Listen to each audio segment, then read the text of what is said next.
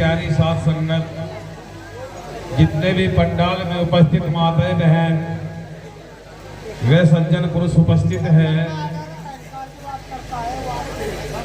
उन सभी से एक निवेदन है, दोनों हाथ उठाकर जयकारे के द्वारा गुरु महाराज के चरणों में अपनी हाजिरी लगाए। जब मुखार बिंद से गुरुदेव के चरणों में जयकारा लगेगा तो आत्मा पावन हो जाएगी और ये हृदय शुद्ध हो जाएगा। तो सभी बहनें भी और पुरुष भी दोनों हाथ उठाकर जयकारा लगाएंगे। परम संत श्रमणी सदगुरु रविदास जी महाराज की, स्वामी ज्ञान भिक्षु जी महाराज की, सदगुरु स्वामी समनदास जी महाराज की, आज के महान सत्संग की सतनाम सत रविदास, जय गुरु समनदास। गुरु प्रेमियों, करीबन 10:30 बजे से प्रोग्राम शुरू हुआ और बारी बारी से वक्ता आ रही है, अपने विचार वाणियों से द्वारा आप लोगों को अवगत करा रहे हैं। और प्रेशर, जो प्रेशर होता है भाई, समझ रहे हो, बहुत शोर हो जाता है। या जितने भी यहाँ संगत बैठी है, चंद भाई आप पागल हो, जब एक कहने वाले पागल है, दोनों में एक तो पागल जरूर है। जब आप सुनना नहीं चाहते और जो सुनाने वाला वक्ता है वो वही सुनाना चाहता है जो उसके अंदर है। आप लोगों को ना सार का पता है, ना विचार का पता है, ना किसी बात को पूछने की अथॉरिटी है, तो मैं ना पूछ सकते आप, क्योंकि जब सुनते नहीं आप ध्यान से तो पूछोगे कैसे। आपको तो बस सिर्फ ताल चल रही है। हारमोनियम तो कई सारे फिल्मी गानों की सुंदर तरह आई, एक चंद्रावाल पिक्चर की आई, एक हम आपके कौन की आई, एक गंगा जमुना सरस्वती की आई, पता नहीं कितनी ताल आई। बम मस्त हो रहे तुम ताल में भाई, गावे कथा विचार नहीं, सत्संग करने सभी चले आवे, सत्संग करने सभी चले आवे, गावे कथा विचार नहीं, सार शब्द कैसे पाए, कैसे पाओगे आप। पूरी पूरी रात भर आप सत्संग सुनते हो लेकिन सार शब्द का मूल भेद नहीं जानते। और प्रेशर दे रखा संचालक मोदी जी पे, उन्होंने ये भी उठकर कह दिया कि मैं मजबूर, मुझसे बढ़कर कुछ नहीं होता। एक सभा का मुख्य सभापति तुम्हारे सामने अपनी गलाचारी ब्याह कर रहा है, डूब कर मर जाना है हमें आप सबको। अगर आपका संचालक मोदी ये कह के मैं मजबूर हूँ, क्यों आप लोगों ने प्रेशर इतना दे रखा उस पर। अब एक बच्चा यहाँ बैठा हूँ मारने को तैयार होगा, जिस लड़की के अंदर 1000 प्लेट रहेगी उसकी हिम्मत कैसे हो जाएगी मंच पे आने की। भाई क्या गुजारा चाहोगे आप उससे। बैठ जाओ, नंबर दूंगा मैं नंबर दूंगा तो बैठ जाओ, अभी बैठ जाओ, नंबर दूंगा तुम्हें मैं। अगर गाना ही सत्संग है तो मोबाइल में सुन ले करो भाई। अच्छे अच्छे कलाकारों की है, लोग कहते 30 महात्मा मौजूद है यहाँ नंबर में, और हो सके तो महात्मा पे सत्संग कराए जा। महात्माओं को तो आप सुनना भी नहीं चाहते, आप तो बस बच्चों को लाओगे ना, घर में ट्रेन नहीं करोगे। ये मंच है, ये यहाँ मीडिया लगी हुई है, आप लोगों के सामने चैनल चल रहा, जहां तक भी इनका चैनल जाएगा तो दुनिया देखेगी। आपकी सार को नहीं पहचान पाती। अब एक सेवक बैठा वहां पीछे, मैं तो उसके पास बैठा था, कहला महाराज जी कोई सार ही नहीं है, आप पूरा तो निबंधन में का नहीं कहो आप जी समनदास जी के सत्संग में सारी नहीं थी। कोई कोई ऐसा नहीं कहते। मैंने उसे अपने तरीके से समझाया, मैं कहा भाई छोटे बच्चे हैं, बेटियां है, वे यहाँ गाते हैं मंच पर आकर, उससे एक लाभ तो है। जो आप लोगों का सत्संग गाने बजाने से चल रहा, यो आने वाली जनरेशन के द्वारा भी चला जाएगा, वो भी सीख लेगी, वो परंपरा बची रह जाएगी। अगर आप उनको मौका नहीं देंगे, मंच पर नहीं लाओगे, तो ये गाना बजाना आप लोगों का लुप्त चला जाएगा। तो मैंने तो संतुष्ट कर दिया, लेकिन क्या उसकी बात सही नहीं थी? उसकी बात सही थी। पहले सुनो वक्ता क्या कहता है। अब एक बहन जी वाणी कहकर गई थी, सखी सैल करो उस देश की, मोह नदी के पार बसे है। जिसे इस बात का अर्थ पता है समझ लो, हाथ उठाओ, उठाओ हाथ कोई भी भाई। एक को भी नहीं पता, नहीं हाथ। जब एक को भी नहीं पता फिर अंधे बहरे होकर क्यों सुन रहे, क्यों सुन रहे भाई? मैं क्यों बताऊं, मैं तो नहीं बताता जी, धर्म में पूछने को अथॉरिटी नहीं है। क्यों नहीं पूछते आप? क्यों नहीं सवाल किया संचालक महोदय से? तुम्हें तो सिर्फ ताल पसंद है रही ना। सत्संग गाना बजाना समझ लिया आप लोगों ने। सत्संग गाना बजाना नहीं है, सत्संग है विचार।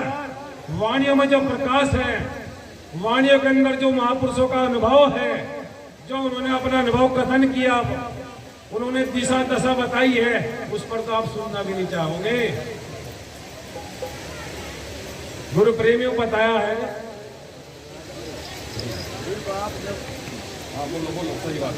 जब आप जबरदस्ती हमें सुनवा रहे तो हम तो सुनेंगे चुप बैठे हुए, फिर हमें क्या अधिकार है बोलने का?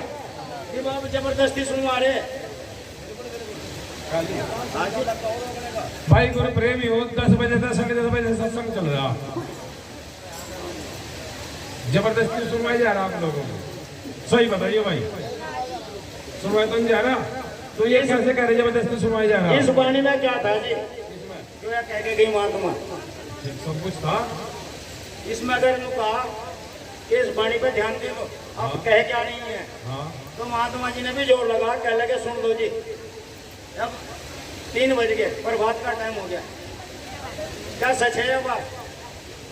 अब देखो गुरु प्रेमी, अगर मैं बोल दिया तो कहने के 10 खड़े हो जाएंगे। अब ये भाई साहब भी माइक लेकर खड़े होंगे, हाँ ये भी सुन लेते ही। आप प्रेशर फिर संचालक पर जा लिया, तो संचालक तुम्हें मारे पीठ पे बैठा रखा गया, तो वो ना संचालक में भाई तुम्हें। संचालक का प्रेशर ये है कि मेरा नाम किसका नाम बोलेगा संचालक? भाई मैं तो यही कहना चाहूंगा, बैठ जाओ। सत्संग में जय नाम दसी हो, अगर उपाध्यक्ष की मर्यादा लांग दी, संचालक की बात को लांग दिया, तो गुरु प्रेमो पूरी रात बैठे रहो, चाहे 10 दिन तक बैठे रहो, किसी काम का मर्यादा नहीं रही। अगर मर्यादा रह जाती है, अगर कोई बात समझ में भी नहीं आ रही आपके, तो आपका अधिकार है वो संचालक महोदय जी आप बात आप रिपीट करो। और वो पढ़े लिखे हैं, पैसे वाले टीचर भी रहे, आप लोगों को जैसे पैसे में संतुष्ट करेंगे।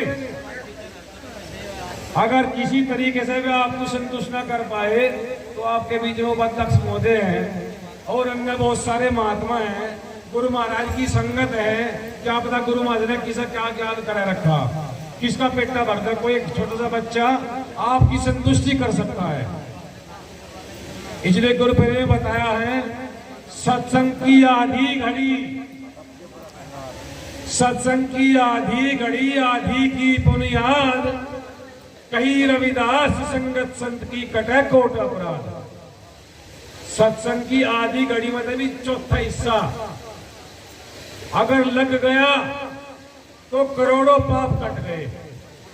अगर पूरी रात भर सत्संग सुना, एक पल का भी छोड़कर 10 घंटे में भी नहीं लगा, तो बताइए क्या पाप कट गया, क्या कर्म कट गया आप लोगों का? नहीं कट पाएगा।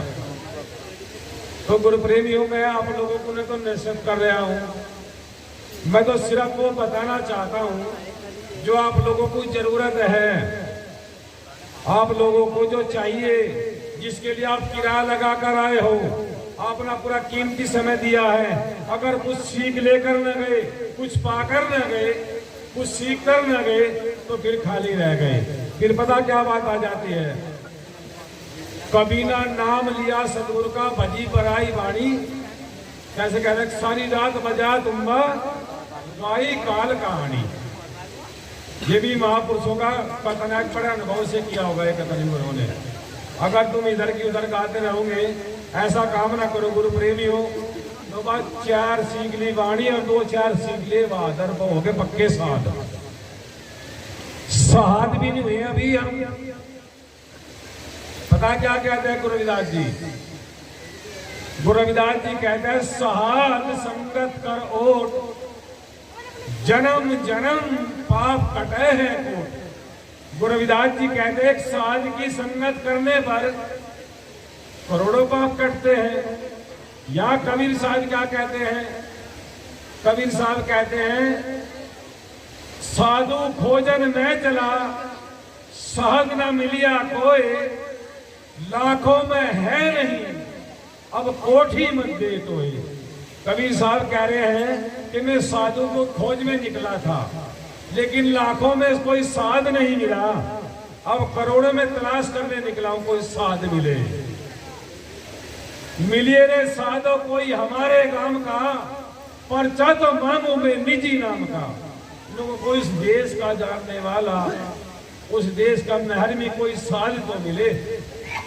लेकिन गुरु प्रेमो साध बनना भी दुर्लभ है। जैसे गुरु रविदास जी कहकर चले गए, तुम चंदन हम हिरण्य बाप रे, संग तुम्हारे वासा, नीच रूप से ऊंच भय, गंध सुगंध निवासा।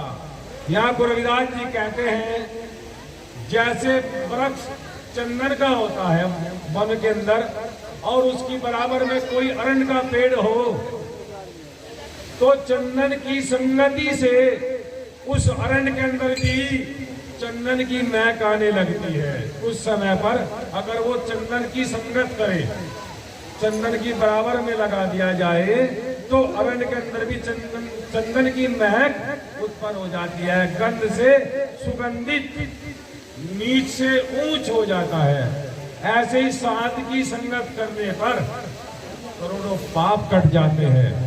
लेकिन गुरु प्रेमियों, हमारे बीच में कोई साध तो यहाँ बैठा है, वो बहन बेटियों में से भी हो सकता है, सज्जन पुरुषों में भी हो सकता है कोई साध, जिसकी संगति से ये पंडाल महका है, जिसकी संगति से सब इकट्ठे एकजुट चिपके हुए बैठे हैं।